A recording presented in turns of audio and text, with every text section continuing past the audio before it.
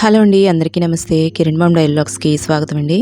అయితే ఈరోజు నేను పొట్లకాయతోని రెసిపీ ఎలా తయారు చేయాలో చూపిస్తున్నానండి. సాధారణంగా పొట్లకాయ అంటే ఎవరికి కూడా ఇష్టం ఉండదు.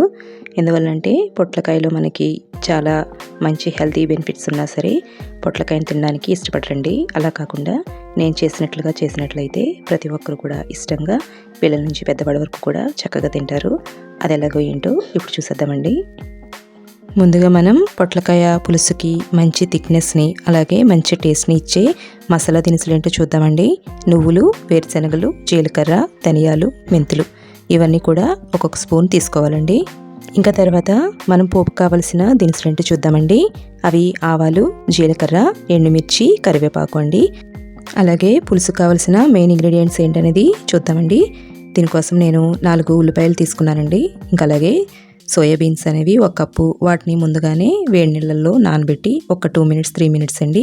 ఆ తర్వాత నీళ్ళని వంపేసి మళ్ళీ చన్నీళ్ళలో వేసి గట్టిగా పిండి పక్కన పెట్టుకున్నానండి.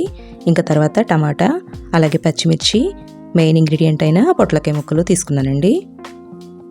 తర్వాత నిమ్మకాయంత చింతపండు అయితే తీసుకున్నానండి. దానిని ఉట్లై తీసేసి శుభ్రంగా వాష్ చేసుకొని చిక్కగా పులుసు అనేది తీసుకున్నానండి. అలాగా పులుసు తీసుకొని పక్కన పెట్టుకున్నాను. ఇంకా తర్వాత ఆరోగ్యాన్ని ఇచ్చే కొత్తిమీరను కూడా లాస్ట్లో గార్నిష్ కోసం తీసుకున్నానండి. ఎప్పుడు ఇలాంటి పులుసులు చేసుకున్నా సరే కొత్తిమీరతో గార్నిష్ చేసుకున్నట్లయితే చాలా బాగుంటుందండి. టేస్ట్ అస్సలు మర్చిపోవద్దు. ఇంకా తర్వాత దీని ప్రిపరేషన్ ఏంటో చూసేద్దామండి. దీనికోసం నేను ఒక మందపాటి కడాయి తీసుకొని స్టవ్ మీద పెట్టుకున్నాను. స్టవ్ని లో ఫ్లేమ్లో కానీ మీడియం ఫ్లేమ్లో కానీ పెట్టుకొని అందులోని ముందుగా మనం మసాలా దినుసులు అనేవి ఒక దాని తర్వాత ఒకటి వేసుకొని చక్కగా డ్రై రోస్ట్ చేసుకోవాలండి. వేరుశెనగ గుళ్ళు అనేవి త్వరగా వేగవు కాబట్టి ముందు వాటిని వేసుకోవాలి. ఇంకా తర్వాత జీలకర్ర, ధనియాలు, అలాగే లాస్ట్లో నువ్వులు వేసి స్టవ్ కట్టేసినట్లయితే ఆ వేడికి నువ్వులు అనేవి కూడా వేగిపోతాయండి. ఈ మసాలా దినుసులన్నీ కూడా లో ఫ్లేమ్లో కనుక వేగినట్లయితే మనకి మంచి అరోమాతో పాటు మంచి టేస్ట్ని కూడా పులుసుకిస్తాయండి. కాబట్టి మర్చిపోకుండా లో ఫ్లేమ్లోనే వేపుకోండి.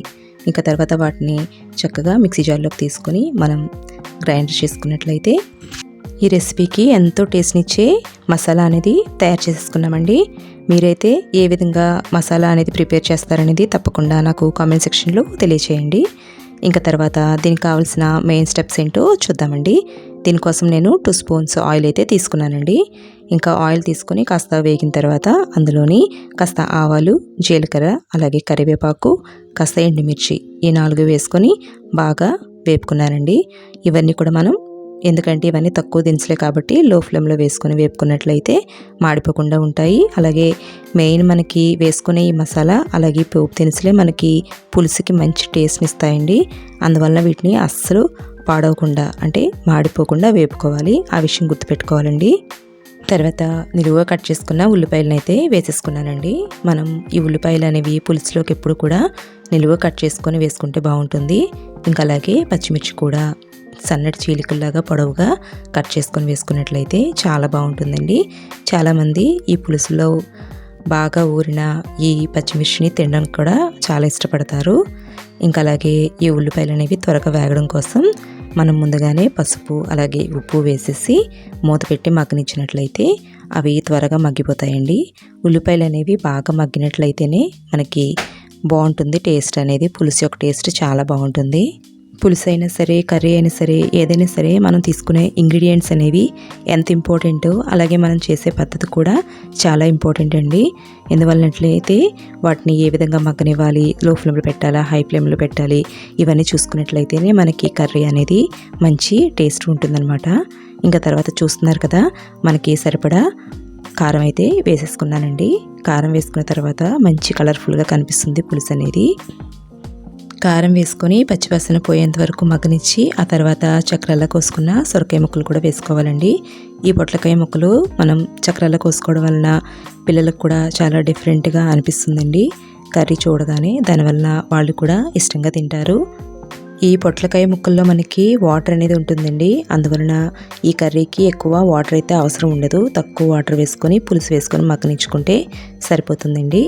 ఇంకా తర్వాత కాస్త నూనెలో మగ్గనించడం వలన మనకి ఈ సొరకాయలో ఉన్న పచ్చివాసన అంతా కూడా పోయి టేస్ట్ అనేది బాగుంటుంది. టమాటా ముక్కలు అయితే తీసుకోవాలండి.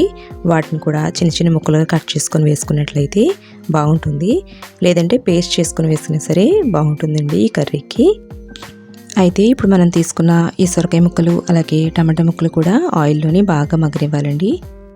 ఇలా సొరకాయ ముక్కల్ని అలాగే టమాటా ముక్కల్ని కూడా నూనెలో మగ్గనివ్వడం వలన అందులో ఉన్న వాటర్ అనేది బయటికి వచ్చేస్తుందండి. అలా వచ్చినట్లయితే ఈ ఆయిల్లోని అలాగే సొరకాయ ముక్కలు అనేవి బాగా వేగుతాయి అన్నమాట. వాటర్ అనేది ఎక్కువగా బయటికి రావడం వలన మనకి ఈ పులుసుకి వాటర్ అనేది ఎక్కువ అవసరం ఉండదండి. ఈ వాటర్ అలాగే మనకి చింతపండు పులుసుతోనే చక్కగా మనం ఈ పులుసు అనేది తయారు చేసుకోవచ్చు. సొరకాయ పులుసులో ఎవరైనా సరే బెల్లం ముక్క వేసారా అండి?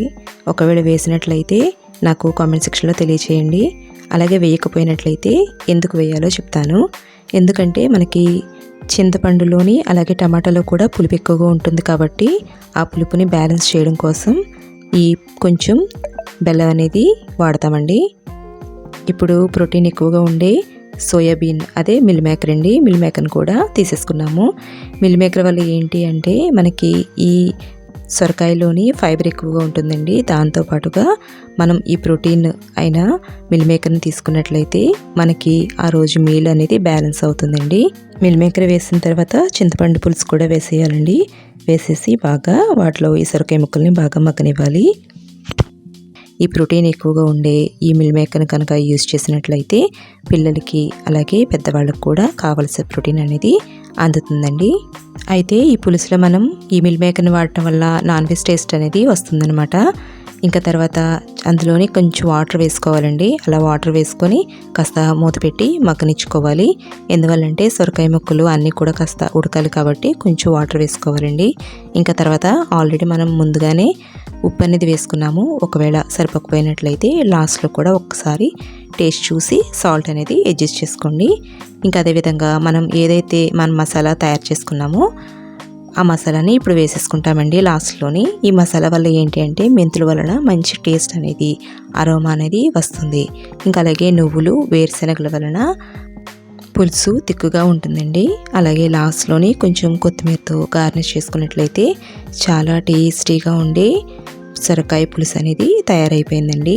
సాధారణంగా పొట్లకాయ పెరుగు పచ్చడి, పొట్లకాయ కర్రీ ఇలా తింటూ ఉంటాం కదా. ఇలా డిఫరెంట్గా మీరు కూడా ఇంటి వద్ద మిల్ మేకర్తో కలిపి ఇలా పొట్లకాయ పులుసు ఒకసారి తయారు చేసి మీ పిల్లలకి అలాగే ఇంట్లో పెద్దవాళ్ళకి కూడా పెట్టి చూడండి. చాలా టేస్టీగా ఉంటుంది. చాలా ఇష్టంగా తింటారు. అలాగే మళ్ళీ మళ్ళీ కూడా కావాలని కూడా అడుగుతారు. ఇంకా అదేవిధంగా ఈ పులుసు అనేది దేంతో చేశారనేది కూడా అడుగుతారండి. అంత టేస్టీగా ఉంటుంది. మర్చిపోకుండా ప్రతి ఒక్కరు కూడా మీ ఇంటి వద్ద ట్రై చేసి మీకు ఈ రెసిపీ ఎలా వచ్చిందనేది తప్పకుండా నాకు కామెంట్ సెక్షన్లో తెలియచేయండి. అలాగే మనం తీసుకున్న ఈ నువ్వులు అలాగే వేరుశనగల్లో కూడా కాల్షియం, ఐరన్ అనేది ఎక్కువగా ఉంటుందండి. అందువల్ల మన హెల్త్కి కూడా చాలా చాలా మంచిది. చూస్తున్నారు కదా, మనం వేసిన ఈ వేరుశనగలు అలాగే నువ్వుల వలన చక్కగా పులుసు అనేది ఒక థిక్నెస్ అనేది వచ్చిందండి. గ్రేవీ చాలా బాగుంది.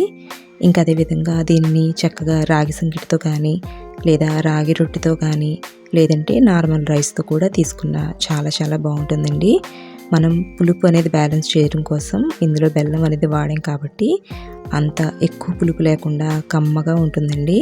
మనం వాడిన ఈ నువ్వులు అలాగే వేరుశనగల కూడా టేస్ట్ అయితే చాలా బాగుంటుంది. కమ్మగా నోటికి చాలా బాగుంటుందండి. పుల్లపుల్లగా, కారం కారంగా, తీయగా చాలా బాగుంటుంది పులుసు అనేది. ఒకసారి మీరు కూడా ఇంటి వద్ద తప్పకుండా ట్రై చేయండి. అలాగే వీడియో నచ్చినట్లయితే ఏం చేయాలో మీ అందరికీ తెలుసు కదా, లైక్ చేయండి. అలాగే మీకు తెలిసిన వాళ్ళకి షేర్ చేయండి. అదేవిధంగా నా ఛానల్ని సబ్స్క్రైబ్ చేసుకోవడం మాత్రం అస్సలు మర్చిపోవద్దు. అలాగే పక్కనే ఉన్న బెల్ ఐకాన్ని కంపల్సరీ క్లిక్ చేయండి. దానివల్ల నోటిఫికేషన్స్ అనేవి మీ వరకు వస్తాయండి. అలాగే మీ ఇంటి నవరాత్రులని ఎలా జరుపుకుంటున్నారో కామెంట్ సెక్షన్లో తెలియచేయండి. వీడియో కనుక నచ్చినట్లయితే సబ్స్క్రైబ్ చేసుకోవడం మర్చిపోవద్దు. Thanks for watching. Thank you అండి.